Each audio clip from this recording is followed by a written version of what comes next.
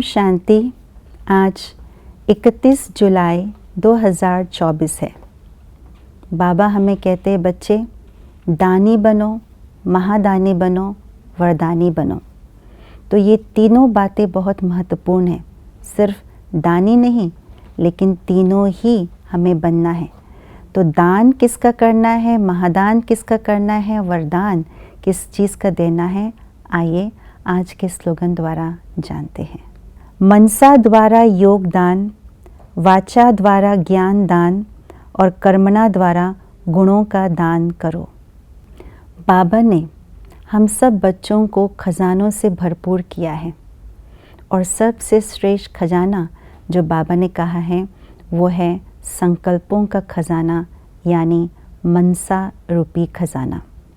क्योंकि संकल्प या मनसा अति सूक्ष्म है और सूक्ष्म बहुत ही शक्तिशाली होती है।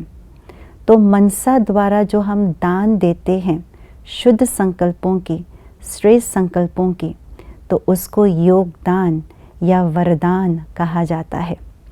जब हम अपने मन के अंदर संकल्पों की ये साधना करते हैं कि निरंतर हम अपने मन से अपने प्रति, अन्य आत्माओं के प्रति, ड्रामा के हर सीन के प्रति या परिस्थितियों के प्रति श्रेष्ठ, शुभ और शक्तिशाली संकल्प हम रचते हैं, तो ये संकल्प से, इन श्रेष्ठ संकल्पों से हम आत्मा स्वयं शक्तिशाली बन जाते हैं, मन सशक्त बन जाते हैं और ऐसे सशक्त मन अन्य आत्माओं को शुभ और शक्तिशाली संकल्पों का दान देने के योग्य बन जाते हैं।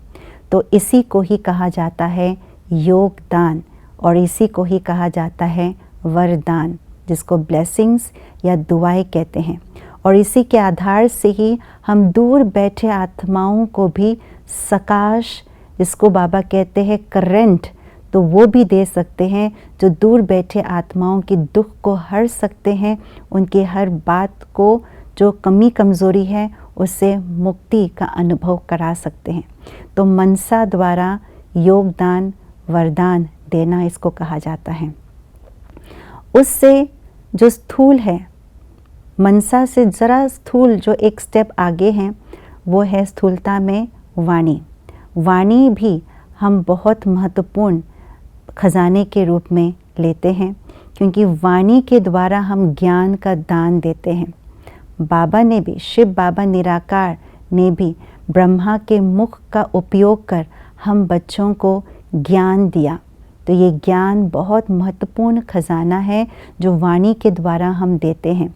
जो ज्ञान देते हैं उसको दान कहा जाता है, महादान। क्योंकि ज्ञान का दान सर्वश्रेष्ठ दानों में से भी एक दान है, क्योंकि जब तक ज्ञान नहीं तब तक प्रकाश नहीं, और जब तक प्रकाश नहीं तब तक राह नहीं दिखाई देंगे, और राह नहीं दिखाई देंगे तो जाने का मार्ग पता नहीं पड़ेगा।